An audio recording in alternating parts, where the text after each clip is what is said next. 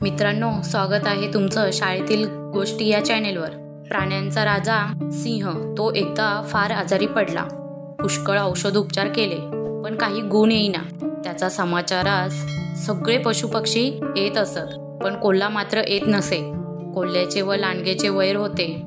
लांडग्याने सिंहास सांगितले की महाराज, कोल्हा हल्ली आपल्या दरबारात हजर राहत नाही। यावरून तो आपल्या विरुद्ध काहीतरी कारस्थान करीत असावा असे मला वाटते।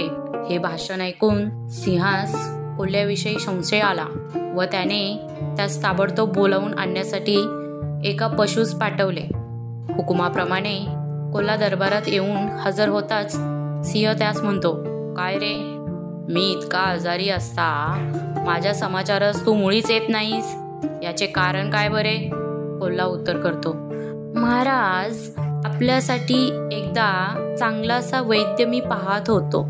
शेवटी कालच एका मोठ्या वैद्याची आणि माझी गाठ पडली। त्यास मी आपल्या प्रकृतीबद्दल विचारले तेव्हा त्याने सांगितले की नुकतेच काढलेले लांडग्याचे ओले कातडे पांघरावयास घेतले असता हा रोग बरा होईल, याशिवाय अन्य उपाय नाही। कोल्ह्याचे हे भाषण सिंहास खरे वाटले व त्याने कातड्यासाठी लांडग्याचा तात्काळ प्राण घेतला।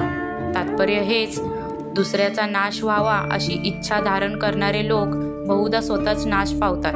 तर मित्रांनो, अशाच नवीन छान गोष्टी पाहण्यासाठी चॅनेलला शेअर, सबस्क्राईब आणि लाईक नक्की करा।